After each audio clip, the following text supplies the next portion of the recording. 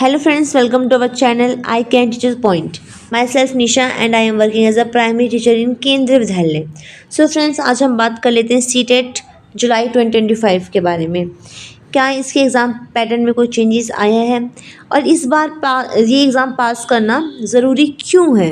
आखिर क्यों ज़रूरी है कि आप जुलाई 2025 का एग्ज़ाम पास कर ही लें, चाहे ये आपका फर्स्ट अटैम्प्ट हो या तो फिर आप already 2 to 3 times 4 times exam दे चुके हो. पर इस बार मैं आपको क्यों बोल रही हूँ कि आप ये एग्ज़ाम जो है पास कर लीजिए. सो अब बात करते हैं इसके बारे में. So friends, as you know कि जो सीटेट का एग्ज़ाम है वो डे बाय डे हार्ड होता जा रहा है. ठीक है, ऑफिशियली नोटिफिकेशन नहीं आया कि एग्ज़ाम पैटर्न इस तरीके से चेंज हो गया है, पर ये है कि जो क्वेश्चन है वो क्या है, ट्रिकी क्वेश्चन आना स्टार्ट हो गए हैं.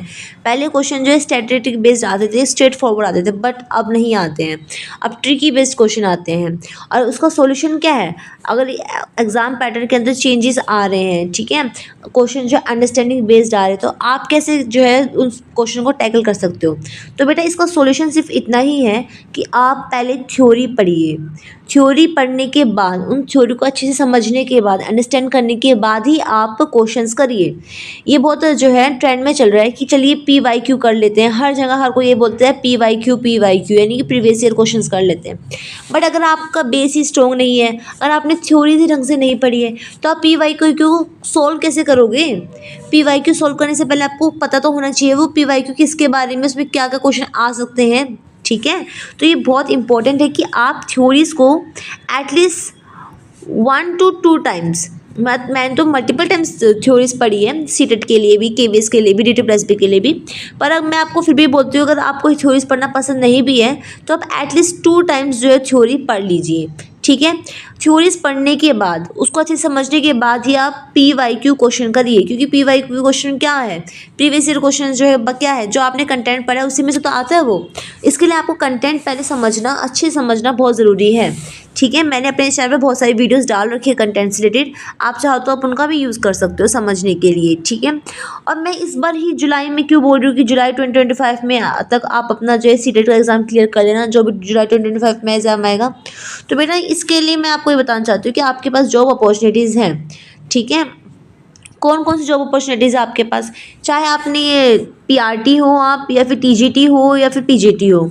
आप सब जानते हो कि KVS की वैकेंसी इसी साल जो है आ सकती है कभी भी. ठीक है, अब मोस्ट प्रोबेबली आई थिंक जो है अगस्त और सितंबर के बीच ये आने के इसके बहुत सारे चांसेस है. ठीक है, अगस्त में या फिर सितंबर में आ सकती है. DT+B की वैकेंसी भी कभी भी आ सकती है. जैसे कि आप देख रहे हो अभी कुछ दिख तो नहीं रहा हालात, पर मे बी ये भी इस ईयर के एंड तक या फिर जुलाई अगस्त सितंबर कभी भी आ सकते हैं. पर उसके लिए ये मांगते हैं कि जब आपका रिज़ल्ट आए तब तक आपके पास जो है सीटेट का सर्टिफिकेट होना चाहिए, सीटेट पास होना चाहिए. फिर क्या, AMRC की वैकेंसी भी आ रही है.